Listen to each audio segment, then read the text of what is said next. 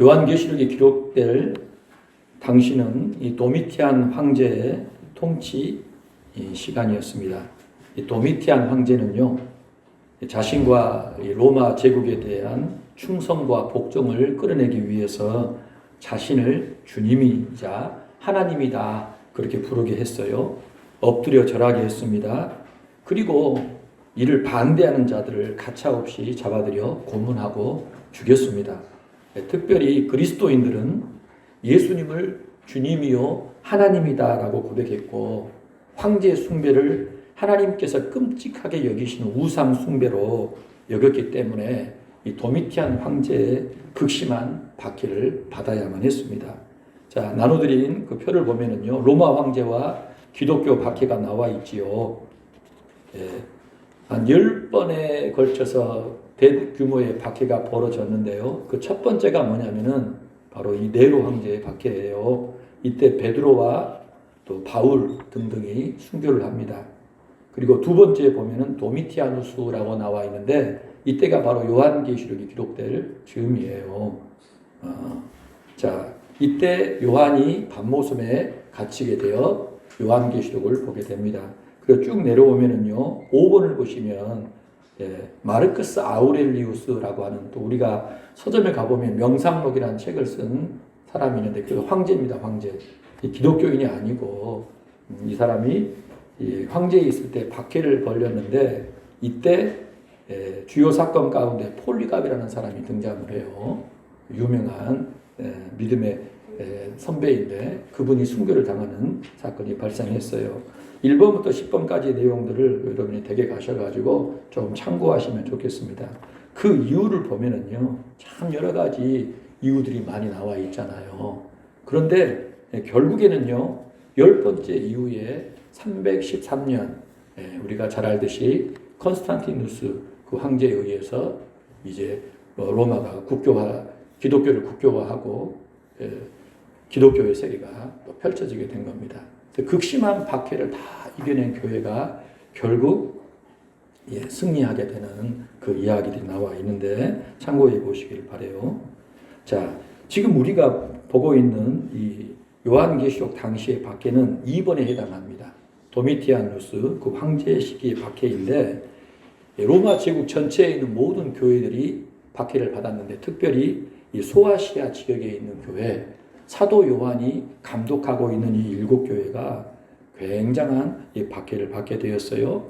사도 요한도 고문을 받고 이제 밤모섬에 유배되었는데 주의 날에 하나님께 예배하는 가운데 성령 안에서 환상을 보고 요한계시록을 기록해서 그 요한계시록이 육지에 있는 그 교회들에게 전해짐으로 그들이 이 세상을 어떻게 바라보고 어떻게 극복해야 되는지, 그래서 교회의 마지막이 무엇인지에 대해서 알고서 신앙을 견고히 하도록 도전을 받았던 것을 확인할 수 있어요.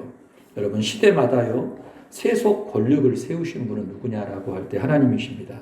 하나님께서는 이 세속의 권력을 통해서 세상이 죄로 극악하게 치닫는 것을 막으십니다. 나름의 질서를 유지하고 진행하게끔 만드셨어요.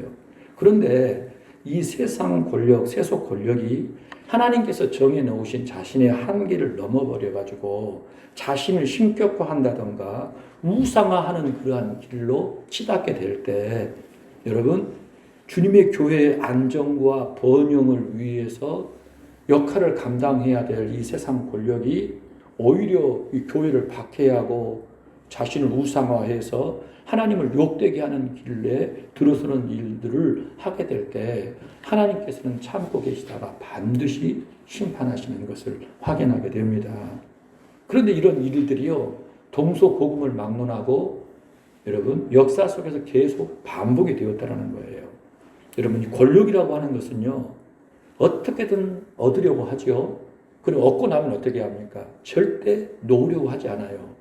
어떤 식으로든 그 권력을 영속화하려고 하는 것입니다. 그래서요, 하나님이 끔찍하게 싫어하시는 이 특정 대상에 대한 신격화, 우상화까지도 마다하지 않고 이 권력을 붙잡고 유지하려 하는 경향들이 늘 나타났던 거예요. 지금까지 늘 그래요. 세상 어디를 봐도 그렇습니다. 지금 이 순간에도 그렇게 진행이 되고 있는 세상 속을 저와 여러분이 살아가고 있어요. 그런 시대 속에서요, 그리스도를 주로 고백하는 교회는요, 모진 박해, 순교도 마다하지 않고 견뎌내는 거예요. 자, 참된 신앙이라는 게 도대체 뭐냐? 진짜 신앙이 뭐냐라고 할 때요, 성경이 가르치고 있는 진짜 신앙은요, 오직 예수님을 구주로 믿고 하나님만을 예배의 대상, 순종의 대상으로 여겨서 그분의 말씀에 따라 만물과 사람을 섬기는 신앙이 진짜 신앙인 거예요. 오늘 저와 여러분이 이 본문을 통해서 그런 신앙으로 진행해 나아갔던 한 교회를 확인할 텐데요. 자, 지금부터 제가 여러분에게 뭔가를 들려드릴 거예요. 들려드린 이 사람이 누구인지를 한번 알아맞혀 보시기를 바랍니다. 이미 앞에서 제가 답을 얘기를 했는데 얼마나 기억하고 계시는지 모르겠어요. 자, 그 내용입니다. 총독이 그가 노인임을 생각하여 고문과 죽임을 당하느니 개심하도록 충고했습니다. 그러자 그가 대답했습니다. 나는 86년 동안 그분을 섬겨왔는데 그동안 그분은 단 한 번도 나를 부당하게 대우하신 적이 없습니다. 그런데 내가 어떻게 나를 구원하신 나의 왕을 모독할 수 있겠습니까? 그러자 총독이 말했습니다. 나는 사나운 짐승들을 준비해 두고 있어. 만일 당신이 마음 바꾸지 않는다면 나는 그 짐승들에게 당신을 던져버리겠소. 그가 대답했습니다. 그 짐승들을 부르시오. 우리는 선을 버리고 악으로 돌이켜서는 안 돼요. 오히려 악에서 돌이켜 선을 택하는 것이 선한 일이요. 뜻을 굽히지 않는 그를 향해 총독이 마지막으로 위협했습니다. 만일 당신이 마음을 바꾸지 않는다면 당신을 화형시키겠소. 그러자 그가 대답했습니다. 당신은 잠시 타오르다가 곧 꺼져버리는 불로 나를 위협하고 있어. 왜냐하면 당신은 장차 임할 심판과 악인을 위해 예비된 영원한 형벌을 알지 못하기 때문이요. 이렇게 대답하는 그의 얼굴은 확신과 기쁨으로 가득 차 있었습니다. 총독의 위협에 전혀 용기를 잃지 않았습니다. 여러분 누구일 것 같습니까? 누구일 것 같아요, 이 사람이요? 정답은 폴리캅입니다. 폴리캅. 예, 이 사람이 누구냐라고 할 때 사도 요한의 제자였어요. 20대에 이 사람이요, 교회의 감독이 된 겁니다. 20살에 이 교회의 감독이 되어서 86살, 86세에 화형을 당하여 순교 당하기까지 복음을 전하면서 교회를 돌봤던 거예요. 예. 2000년이 지난 지금까지도 그 이 사람의 신앙의 고백은요, 듣는 모든 자들에게 감동을 주고 도전을 주고 있어요. 그런데 여러분, 이 폴리갑, 이 사람이 섬겼던 교회가 어떤 교회인지 아십니까? 오늘 본문에 나오는 서문학교회였어요. 서문학교회. 서문학교회는요, 주님께 책망을 받은 게 없어요. 이 본문을 보면은요, 칭찬만 받은 교회였는데 예수님의 눈에 서문학교회가 어떻게 비춰졌는지 오늘 조금 살펴봤으면 좋겠어요. 8절 같이 한번 읽어볼까요? 서문학교회의 사자에게 편지하라. 처음이며 마지막이요 죽었다가 살아나시니가 이르시되. 제가 지난주에 인생물을 나눠드렸잖아요. 그거 버리지 마시고 집에 좀 갖고 계시면 읽어보세요. 거기 보면 서문화에 대한 이야기가 나와 있어요. 서문화라고 하는 것이 어떤 곳이냐라고 하면요, 에베소와 쌍벽을 이루는 곳인데, 여러분 항구 도시고요. 그리고 동방에서 출발하는 대륙 횡단로 마지막 장소가 이 서문화입니다. 그리고 우리가 잘 아는 시인 호메로스라고도 하죠. 호모의 고향이 바로 이 서문화예요.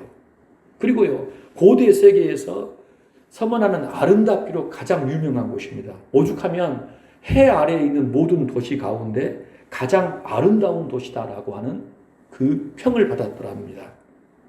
그리고 이 서문화의 화폐에는요, 아름다움과 그 크기에 있어서 아시아 제일이다라고 하는 글자가 새겨져 있고요. 아시아 제일의 자리를 두고 에베소와 버가모와 겨루고 있었던 아주 좋은 도시였던 거예요. 그리고 정치적으로는요, 이 7도시들 가운데 딱 2도시만이 로마에 의해 자치도시로 허락을 받아요. 그 도시 중에 하나가 뭡니까? 에베소, 지난주에 배웠던. 그리고 서머나예요. 예? 자치도시로 로마가 고난을 준 것입니다.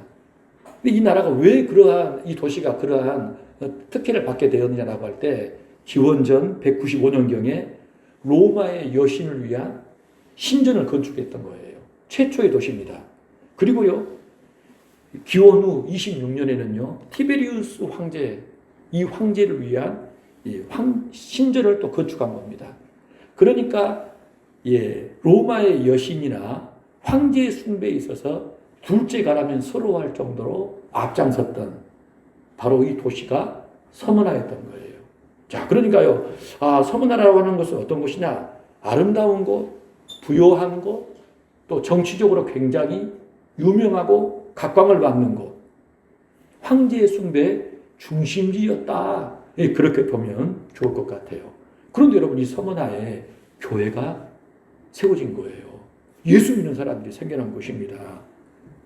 예수 믿는 사람들이 생겨나더니 점점 더 숫자가 늘어나고 그 사람들이 함께 모여 예배하고 말씀 배우고 가르치고 전하는 일이 시작이 된 거예요. 그런데 박해가 일어나니까요, 사도 요한이 서머나에 있는 그 교인들을 생각을 해서 편지를 보내게 된 것입니다. 자, 그런데 이 편지에 이 발신자이신 예수님께서 자신을 누구라고 표현하고 계셔요? 처음이며 마지막이요, 죽었다가 다시 살아나신 분이다라고 얘기를 한 겁니다. 발신자를 어떻게 표현하느냐는 굉장히 중요해요. 왜냐하면 각 교회들마다 전해진 그 메시지와 굉장한 관련이 있기 때문입니다. 예수 그리스도는요, 본디 하나님이십니다. 성부 하나님과 함께 계신 성자 하나님이신데 하나님의 뜻을 이루기 위하여 성육신하시고 십자가에 죽으셨어요. 그리고 죽기까지 순종하시고 부활로 승리하신 것입니다. 하나님 보좌 앉으셔가지고 통치하시는 주님이시라는 거예요. 그래서 주님이 어떤 분이시냐라고 할 때 죽기까지 하나님께 충성하여 승리하신 분, 영원히 다스리시는 분이다라고 하는 바로 그 내용이 이 고백에 담겨 있는 것입니다. 자, 처음이며 마지막이신 분, 죽었다가 다시 살아나신 그 예수 그리스도께서 서머나 교회를 향하여 뭐라고 말씀하실까요? 자, 9절 같이 한번 읽어볼까요? 내가 내 환난과 궁핍을 알거니와 실상은 내가 부요한 자니라. 자칭 유대인이라는 자들의 비방도 알거니와 실상은 유대인이 아니요 사탄의 회당이라. 방금 읽었던 이 9절에는요, 두 어구가 반복되고 있어요. 첫 번째로는 뭐예요? 내가 안다, 내가 알거니와. 두 번째로는 실상은 뭐뭐이니라 하는 거예요. 두 가지의 사실을 얘기합니다. 그리고 그 사실들에 대한 예수님의 진정한 의미, 해석, 평가가 담겨져 있는 거예요. 그렇지요? 첫 번째로서 예수님이 알거니와 말씀하신 내용이 뭡니까? 내 환난과 궁핍을 안다라는 거예요. 이상하다. 서머나는 에베소와 비길 만큼 모든 면에서 뛰어난 도시가 아니었는가. 아름답고 부유하고 정치적으로도 굉장히 각광을 받는 황제가 아끼고 사랑하는 그런 성이었는데, 도시였는데 어떻게 환난당하고 굶는 사람이 있단 말인가. 궁핍하다는 거예요. 이게 무슨 일인가 궁금하지 않습니까? 이 도시 자체가 그렇게 부유하고 행복하고 자유로운데 왜 서머나에 있는 예수 믿는 사람들은 환난을 당하냐 이거예요. 환난이라는 말에 여러분 영어식 표현 affliction이라 가지고 복수형이 되어 있어요. 여러 가지 형태의 고초를 당했다라는 것이고 굶주렸다라는 거예요. 이상하지요? 왜 그런 겁니까, 여러분? 가난하고 못 사는 사람들이 그 교회에 들어왔기 때문에 그런 겁니까? 본문에서는 그런 도로 얘기를 하지 않아요. 예수님을 믿었기 때문이에요. 예수님을 믿었기 때문에. 로마 황제를 숭배하는 그 세상에서, 그 정점에 있는 그 땅에서 황제 숭배를 거부하고 예수님을 믿고 예수님만을 따르기로 하니까요, 박해가 다양한 형태로 나타나게 된 겁니다. 그래서 모든 면에 있어서 어려움을 겪었던 거예요. 그래서 생필품들을 구입할 수 없을 정도로 모든 부분에 대한 어려움들을 다 겪었다라고 하는 것을 알 수 있는 것입니다.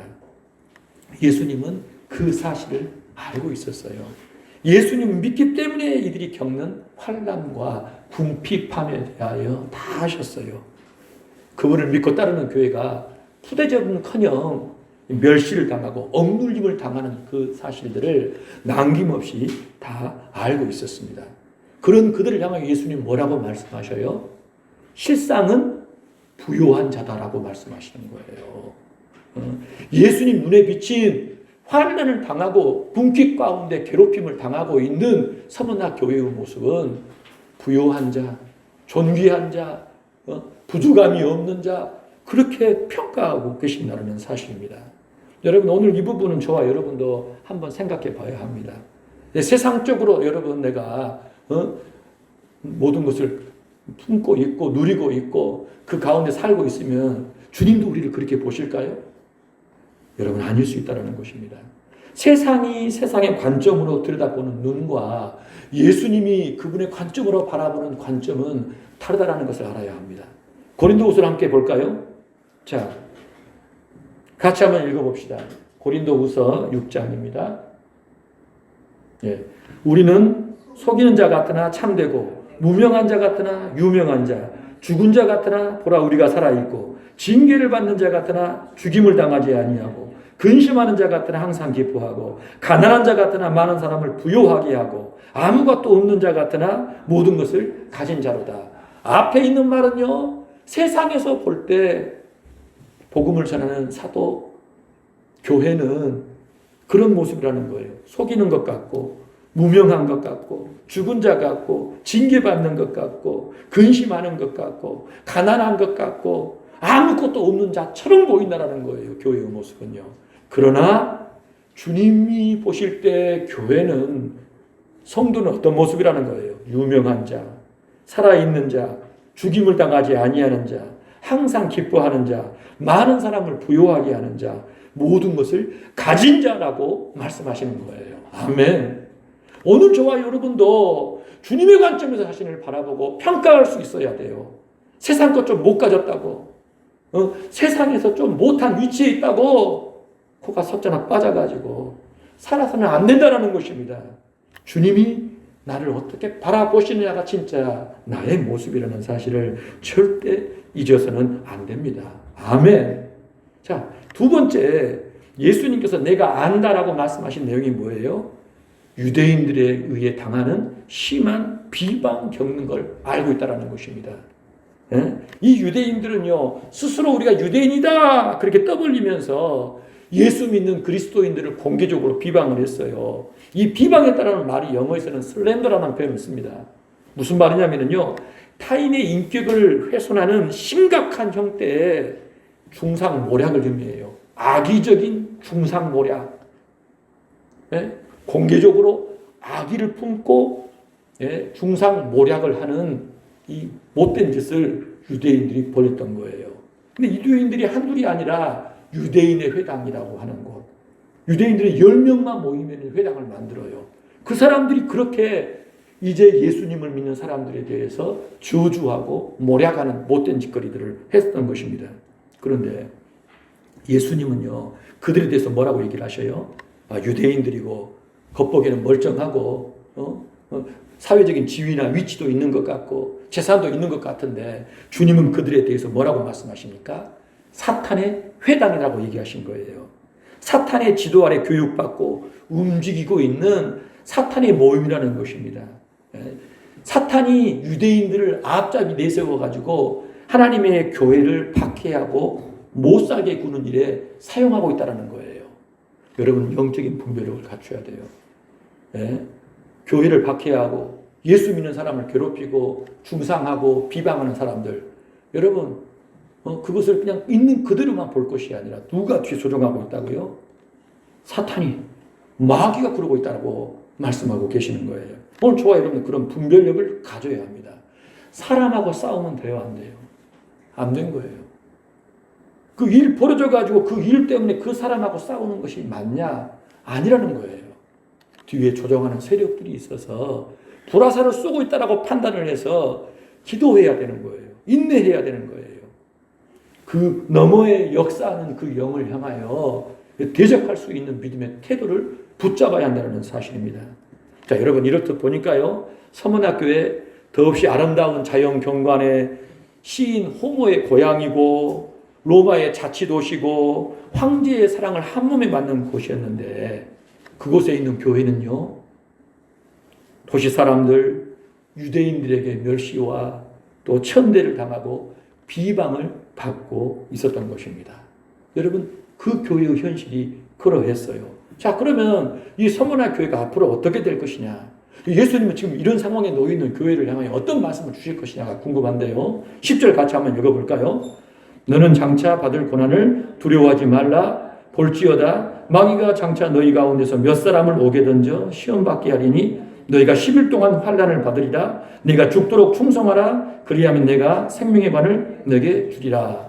지금도 시련을 겪고 있는데 주님은 또 다른 고난이 올 것이다라고 말씀하고 있습니다. 어떤 고난입니까? 마귀가요. 서문학교의 성도들 가운데 몇 사람을 감옥에 던져넣는 시험을 한답니다. 그래서요. 온 교회가 열흘 동안 큰 환난을 겪게 될 것이다 말씀하는 거예요. 엎친 데 덮친 격으로 설상가상으로 이 서문학 교회를 아예 뒤집어 버릴 만한 큰 환난이 올 것을 말씀하고 있는 것입니다. 여러분 궁금하지 않습니까? 예수님 왜 그러신데 그렇지 않아도 지금 고생하고 있는 그 교회에 왜 사탄의 시험을 허락하시냐 이거예요. 마귀의 시험까지 허락하시냐 이거예요. 지금도 힘겹게 싸우고 있는데 마귀의 시험 당하면 교회가 어떻게 되겠습니까, 여러분? 생각해 보십시오. 교회가 이렇게 진행하고 있는데요. 주님 잘 섬기는 그 사람이 알 수 없는 어떤 일로 여러분 감옥에 들어간다라고 합시다. 예? 그러면 여러분 교회가 어떻게 되겠습니까? 목사가 갑자기 감옥에 들어갔어요. 알 수가 없어. 사람들이 말이 이 말 저 말이 있는 거예요. 그럼 어떤 일이 벌어질까요? 교회에 파란이 일어나는 것입니다. 야, 목사가 감옥 갔대. 그럼 여러분 교회 떠나고요. 믿음 버리는 사람이 속출할 것입니다. 남아있는다라고 해도 나 의리로라도 남아야지. 갈등하는 사람도 있을 거예요. 그렇죠? 교회가 부흥하는 것은 커녕요. 안정도 보장할 수 없는 상황이 될 것이 뻔한다는 거예요. 지금 예수님께서 그와 같은 내용을 말씀하고 계시는 겁니다. 왜 그럴까요? 여러분 이 문제를 보면은요. 서문학 교회를 향하신 그 예수님의 뜻이 우리가 교회에 대해서 일반적으로 생각하는 차원이 아니라고 하는 것을 알 수 있어요. 우리는 교회에 그러면은요. 가가지고 마음에 평안도 없고 교회 다니면서 생활도 안정이 되고 또 성공도 하고 또 교회도 외적으로 뭐 부흥하는 이런 것이면 좋겠다라고 생각을 하잖아요. 그러지 않습니까? 사람들이 인정도 받고 사람들의 칭찬도 받고 교회가 성장하고 또 영향력을 막 가져오는 거 그런 것을 우리는 원하잖아요. 그런데 예수님은요. 서문학 교회를 그렇게 보시지 않는다라는 것입니다. 우리가 교회를 바라보듯이 서문학 교회를 보시지 않고 있다는 사실이에요. 그렇게 보셨다라 하면은요. 고난 받았니? 고생했다 하고 얼른 회복해 주시고 막 잘 나갈 수 있게끔 해주셔야 되잖아요. 근데 주님은 또 다른 고난을 얘기하신 거예요. 또 다른 고난이 와가지고 교회가 죽음과 같은 고통을 겪게끔 하신다는 것입니다. 이를 볼 때 여러분 예수님께서 관심 갖고 계시는 부분이 우리가 생각하는 차원이 아니라는 것. 교회의 거룩함을 우리 주님은 무던히도 지독히도 원하고 바라신다는 사실을 알게 됩니다. 예수님 믿기 때문에 어렵고 힘든 일을 겪고 있는데요. 여기에 더하여 마귀가 시험을 해가지고 중요한 요직의 인사들이 감옥에 들어가는 일들. 그래서 교회가 죽음의 시간을 겪게 되는 그게 모두 주님의 뜻이고 허락하심으로 이루어졌다는 것입니다. 왜요? 교회를 거룩하게 하시려고. 주님이 원하시는 분량으로 세우시기 위하여 주님께서 그렇게 교회를 끌고 가시는 거예요. 주님이 끌고 가신 거예요, 여러분. 우리가 욥의 이야기 듣지 않습니까? 하나님 보시기에도 온전하고 정직하여 하나님을 경외하고 악에서 떠난 사람 욥. 근데 그에게 사탄의 끔찍한 시험을 허락하십니다. 그렇지요. 그래서 욥이 어떻게 돼요? 한순간에 재산 날려요. 자녀 날려요. 건강 날려요. 사랑도 날려요. 우정도 날립니다. 욥이 가지고 있는 모든 걸 다 빼앗겨 버렸어요. 그가 가기 짝이 없는 마귀가요. 아주 원 없이 욥을 괴롭히도록 하나님께서 허락해 버리신 겁니다. 왜 그러신답니까, 여러분? 아니, 하나님 잘 섬기면 잘 돼야지요. 좋아야지요. 더 잘 나가야지요. 그런 시간도 있었지만 어느 한순간 모든 것이 다 날아가 버린 거예요. 다 빠져나가 버린 거예요. 왜 그렇게 하시냐 이거예요. 욥기 42장 볼까요? 욥이 자신에게 나타나신 그 하나님께 대답한 말입니다. 하나님이 뭐라고 막 말씀하셔요.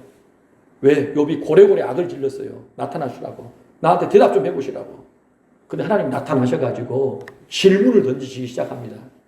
그 질문에 대한 대답이 이겁니다.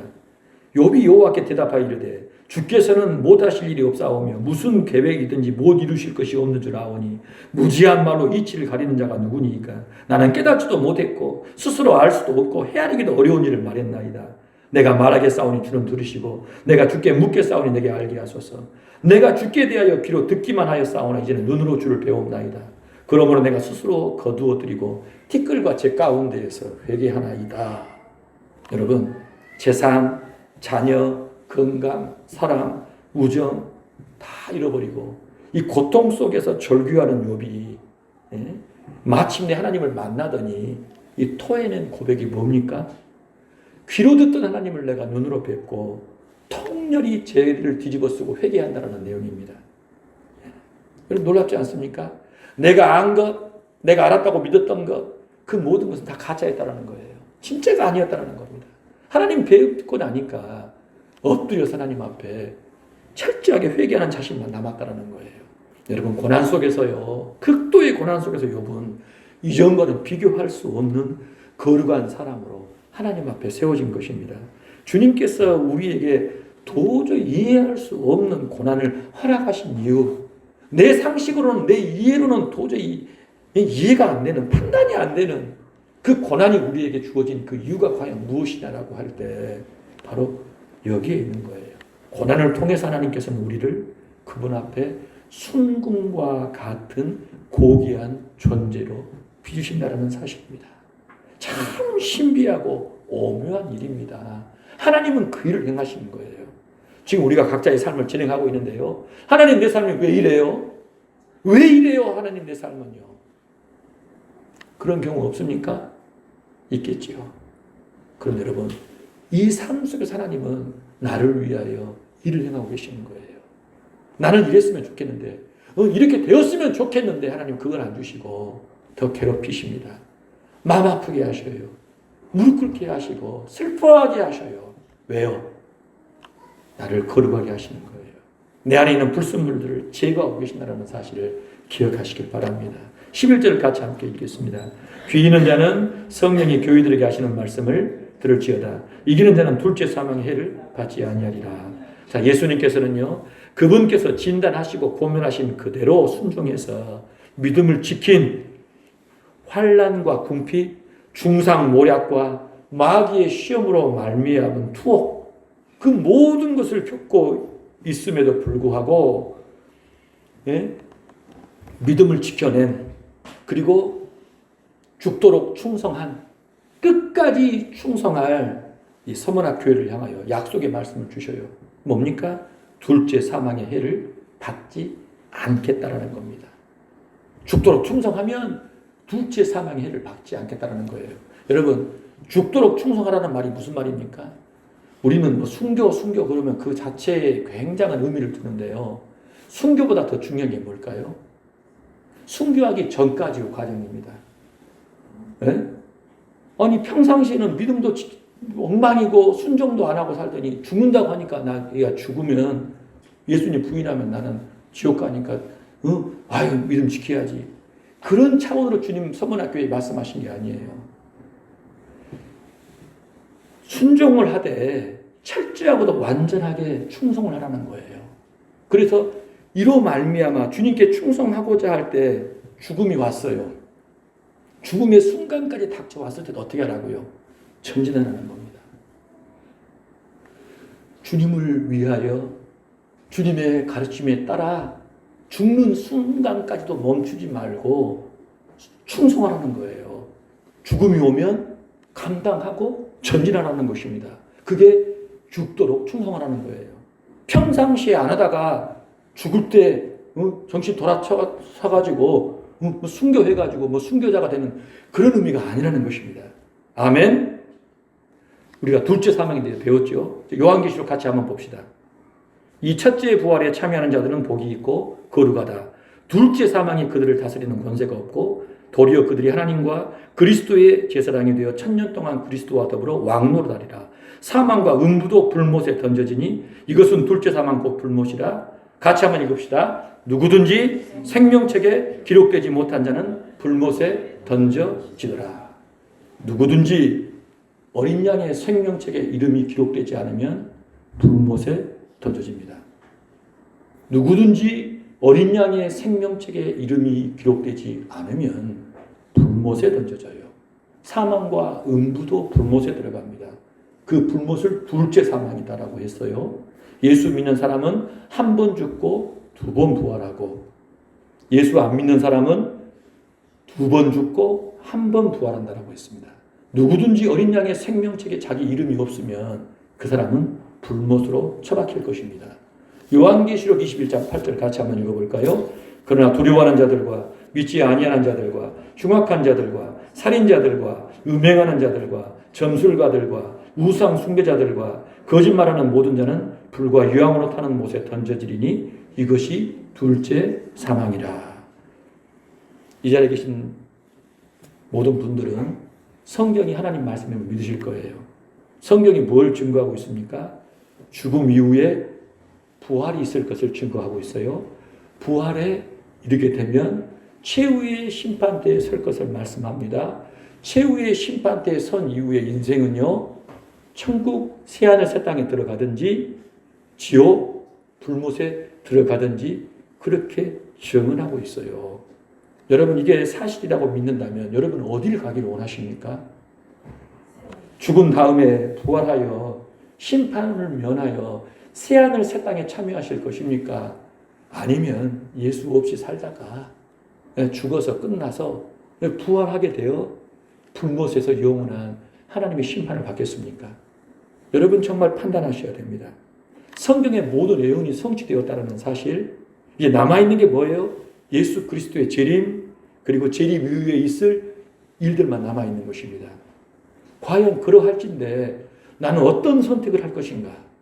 사람이 왜 죽고 죽은 다음에 어떻게 되고 그 최후가 무엇인지에 대해서 성경의 가르침을 믿는다면 내가 어떤 선택을 하여 지금 어떤 삶을 살 것인가에 대해 생각해야 한다는 사실이에요. 여러분, 하나님 거짓말하는 분 아니에요. 착각하시면 안 됩니다. 절대 거짓말하거나 속이시는 분이 아니라는 것입니다. 마귀가 속이고요, 죄인들이 속이는 거예요. 하나님께서는 분명히 천국과 지옥을 말씀하셨어요. 새하늘 새 땅과 불못을 말씀하셨다는 겁니다. 무슨 일이 있더라도 어떤 희생을 치르더라도 둘째 사망에 참여하는 일은 없어야 합니다. 누구라도 그 어떤 일을 겪더라도 둘째 사망에 참여하는 일은 없어야 한다는 사실이에요. 여러분, 어떻게 하면 둘째 사망에 참여하지 않습니까?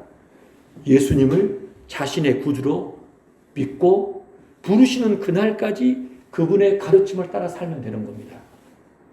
예수님 영접하고 예수님 모시고 예수님 앞세워 그분의 뒤를 따라가면 되는 거예요. 벗어나면 안 됩니다.